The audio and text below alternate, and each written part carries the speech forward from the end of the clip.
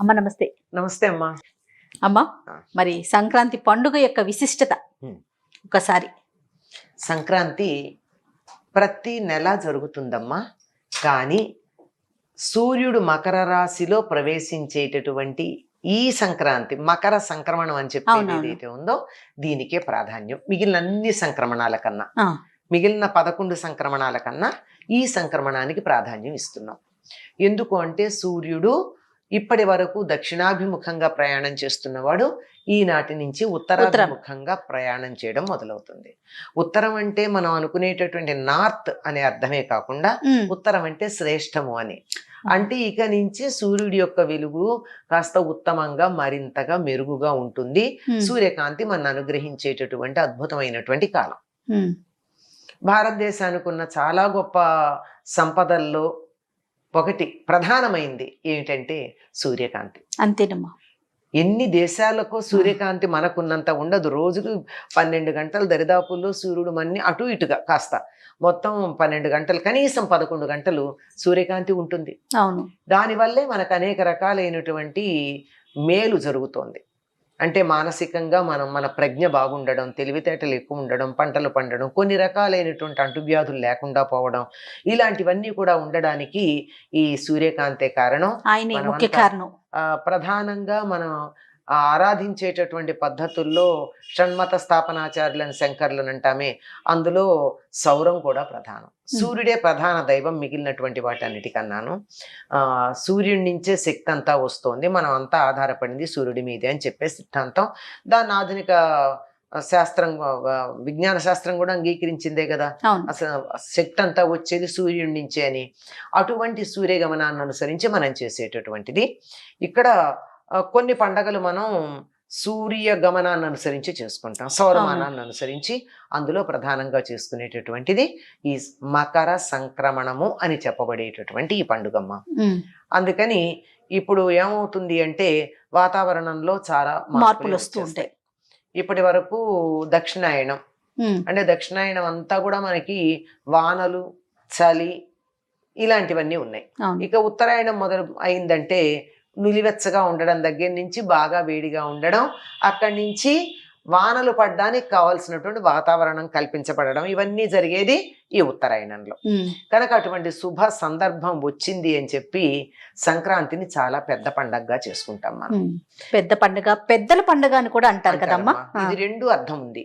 పెద్ద పండగ, పెద్దల పండగ రెండు కూడా అమ్మా సంక్రాంతి. ఎందుకు అంటే పెద్ద పండగ అంటే ఈ పండగ ఎప్పుడు మొదలవుతుంది మనకి? సూర్యుడు ధనుసు రాశిలో ప్రవేశించిన రోజున మొదలవుతుంది. నెల పట్టడం అంటారు. అక్కడి నుంచి భోగి నాటితో ధనుర్మాసం పూర్తవుతుంది. పూర్తయి సంక్రాంతి ఇంకా పండగలో ప్రవేశిస్తాం. ఈ నెల కూడా పండగ వాతావరణమే ఉంటుంది. పల్లెలకు గనక వెళ్ళినట్టయితే కళ్ళాపి చల్లడం, ముగ్గులు వేయడం, గొబ్బెమ్మలు పెట్టడం, గంగిరెద్దుల వాళ్ళు రావడం, హరిదాసులు రావడం, ఇంకా భిక్షాటన మీద జీవితం గడిపేటటువంటి వాళ్ళందరూ కూడా ఈ నెల రోజులే సంపాదించుకుంటారు. కారణం ఏమిటంటే పంటలు పండి సమృద్ధిగా ఉంటుంది. ఎంత లేదన్నా ఈ సమయంలో లేదనే వాళ్ళు ఉండరట. ఎంతో కొంత, కనీసం పరిగ ఎరుకునన్నా ఇంతో అంతో సంపాదించుకుంటారు ఉంటుంది. అందువల్ల నాకు పొలం లేదు అనుకోనక్కర్లా, పరిగ వదిలేస్తారు కదా, పొలాల్లో కోసి వదిలేసింది, అది తెచ్చుకునైనా ఇంతో అంతో ఉంటుంది. గనక లేదన్నటువంటి కొంచెం ఒళ్ళొంచితే చాలు, లేదు అన్నటువంటి మాట ఉండదు. ప్రకృతి కూడా సహకరించే సమయం. అన్ని చెట్లు బాగా కాయలు పూలతో ఉండేది. అని కాయగూరలు ఎంత బాగా వస్తాయమ్మా, అన్ని రకాల పూలు లభ్యమవుతాయి. ప్రకృతి అంతా పచ్చగా ఉంటుంది, ఆకుపచ్చ పసుపచ్చ కూడా కలిపి ఉంటుంది. అలా ఉండేటటువంటి ఈ కాలంలో బాగా దానాలు చేస్తారు. ఈ దానాలు చేయడం కారణంగా దానికి కూడా బలిచక్రవర్తి వృత్తం కూడా చెప్తూ ఉంటారు. అందువల్ల భిక్షాటనతో బతికేటటువంటి వాళ్ళు ఈ జంగందేవర్లు, కాశీ కావిళ్ళు, విప్ర వినోదులు, ఇలా భిక్షాటన వాళ్ళ కుల వృత్తి. అట్లాంటి వాళ్ళందరూ కూడా ఈ ఋతువులో వస్తూ ఉంటారు. చేటలతో ధాన్యం పోసేవారు పూర్వకాలం. చేటలు కాకపోతే అడ్డలు, అంటే కుంచంలో సగం ఉంటుంది. అట్లాంటివి అంత దానాలు చేస్తూ ఉండేటటువంటి కాలం. ఇక గంగిరెద్దులు చెప్పక్కర్లేదు. మన ఇంటి ముందేసిన ముగ్గులో ఉన్న గొబ్బెమ్మని గంగిరెద్దు తొక్కిందంటే అది చాలా శుభం. అవును. ఆ గంగిరెద్దుని తీసుకొచ్చి అయ్యవారికి దండం పెట్టు, అమ్మవారికి దండం పెట్టు అని చెప్పి దాని చేత అన్ని రకాలైనటువంటి శుభప్రదమైన మంగళాశీస్సులు ఇప్పించడం కూడా జరుగుతూ ఉంటుంది. ఇది పెద్ద పండగ. పంటలు ఇంటికి వస్తాయి గనక పెద్ద అని అంటాం. పెద్ద పండగ గనక అల్లుళ్ళు కూతుళ్ళు అందరు ఇళ్ళకి రావడం, ఎక్కడెక్కడ ఉన్న వాళ్ళు ఇక్కడ చేరుతూ ఉండడం. ఆ తర్వాత వేడుకలు కూడా చాలా ఉంటాయి, ఎందుకంటే పంటలు అయిపోయినాయి, మళ్ళీ కొంతకాలం దాకా విశ్రాంతి ఉంటుంది. అందువల్ల పంటలకి సహాయం చేసిన పశువులకి వాటికి అన్నిటికీ కూడా విశ్రాంతి ఇచ్చేటటువంటి కాలం. దీన్ని పెద్దల పండుగని కూడా అంటారు. ఎందుకంటే దక్షిణాయనం పితృదేవతలకు సంబంధించింది, ఉత్తరాయణం దేవతలకు సంబంధించింది. దక్షిణాయనం భోగినాటితో అయిపోయింది, సంక్రాంతి ఉత్తరాయణ ప్రారంభం. అందుకని దక్షిణాయనం అయిపోయి దేవతలందరూ తమ స్థానాలకు వెళ్ళి, పితృదేవతలు పొరపాటు, దక్షిణాయనం అయిపోయి పితృదేవతలందరూ తమ స్థానాలకు తాము వెళ్ళిపోతూ ఉంటే చిట్ట చివరిగా వాళ్ళని మనం ఆరాధించుకునేటటువంటి కాలం. అందుకని ఇది పితృదేవతలకు సంబంధించింది. పితృదేవతలు అంటే పెద్దలు, అందువల్ల పెద్దలకు సంబంధించిందిగా ఈ పండుగను మనం చేసుకుంటాం. అందుకే ఈనాడు పెద్దలకి తప్పనిసరిగా పెద్దలకి పెట్టుకుంటారు. సంప్రదాయం తెలిసినటువంటి వాళ్ళు ఈనాడు చాలా నియమనిష్టలతో ఉంటారమ్మా.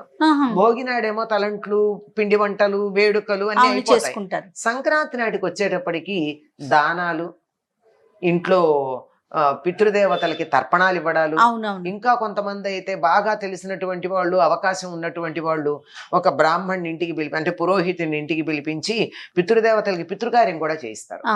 అది చేయించకపోయినా కనీసం తర్పణాలు ఇస్తారు.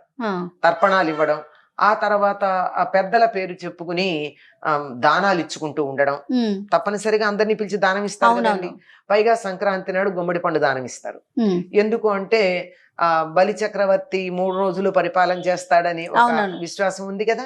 అందుకని బలి చక్రవర్తి దేన్ని వదిలిపెట్టెళ్ళాడు? భూమిని వదిలిపెట్టెళ్ళాడు. అందుకని భూమికి సంకేతంగా ఈ గుమ్మడి పండు ఉంటుంది. సరిగ్గా భూమి అలాగే ఉంటుంది అండి. మన గుండ్రగా అనిపిస్తుంది కానీ మనం అక్షాంశాలు గీసుకుంటాం కదా, ఈ అక్షాంశాలన్నీ ఇలా నిలువుగా ఉండి అలాగే ఉంటుందిట. 27 అక్షాంశాలు ఉంటాయిట, అది మన లెక్కల ప్రకారం. అలా ఉండేటటువంటి దాని ఆకారంలో ఉన్న, పైగా వచ్చేవి కూడా ఎక్కువ ఈ ఋతువులో వస్తాయి కనుక గుమ్మడి పండుని ఒక బ్రాహ్మణుడికి దానం ఇచ్చి, పితృదేవతలకి ప్రతీకగా బ్రాహ్మణుడికి దానం ఇవ్వడం, బట్టలు పెట్టడం, పైగా నువ్వులు కూడా దానం ఇస్తారు. ఇది శని పీడ ఇక్కడ తొలగిపోవాలనే ఉద్దేశంతో ఇవన్నీ చేయడం మనకు కనిపిస్తూ ఉంటాయి. ఇది పితృదేవతలకి సంబంధించింది అని చెప్పడానికి తప్పనిసరిగా సంక్రాంతి నాడు మినుము వండుతారు. ఈనాడు చెయ్యని వాళ్ళు కొంతమంది ఉంటారు, వాళ్ళు కనుమనాడు చేసుకుంటారు. ఆ కనుమనాడు వాళ్ళు ఉండు, అందుకే కనుమనాడు మినుము తినాలి అనేటటువంటి మాట కూడా వచ్చింది. ఈనాడు చేసిన వాళ్ళు కూడా ఆనాడు చేస్తారు, ఈనాడు చేయని వాళ్ళు కూడా ఆనాడు చేస్తారు. కనుక ఇది పితృదేవతలకు సంబంధించిందంటే మన సంప్రదాయంలో దేవతలు, పితృదేవతలు, పరివార దేవతలు, పరిసర దేవతలు, వృక్షాలు, పశువులు, దేన్ని పూజించమమ్మా? అన్నింటినీ పూజించుకుంటూ వీటన్నింటి యొక్క అనుగ్రహం వల్ల మనం సహకారంతో, వాటి యొక్క సహకారంతో సహజీవనం చేస్తూ ఆనందమయంగా జీవితం గడుపుతాం మనం. చాలా బాగా చెప్పారమ్మా. వాటితో సహజీవనం చేస్తున్నాం. అవును. అందుకని అసలు ఎంతంత పెద్ద పెద్ద గుమ్మడి పళ్ళు ఉంటాయి, గుమ్మడి ఆకులు ఉంటాయి, ఇవన్నీ అద్భుతం, చెప్పడానికి వీల్లేనంత విశేషం అది. అందుకని సంక్రాంతిని పెద్ద పండగ అనడం, ఎక్కువ రోజులు చేసుకుంటామని, అవును, పెద్ద ఎత్తున చేసుకుంటామని, పెద్దల కోసం చేస్తామని, 3 కారణాలుగా సంక్రాంతిని మనం పెద్ద పండుగ అంటాం. మరొక్కసారమ్మా మీకు సంక్రాంతి శుభాకాంక్షలమ్మా. అందరికీ కూడానమ్మా ఈ సంక్రాంతి శుభ సంక్రాంతి అయ్యి అన్ని శుభాలు మాత్రమే కలిగిస్తూ ఎటువంటి ఇబ్బందులు, కష్టాలు, అనారోగ్యాలు, సమస్యలు లేకుండా అందరూ సుఖంగా ఉండాలని కోరుకుందాం. స్వస్తి.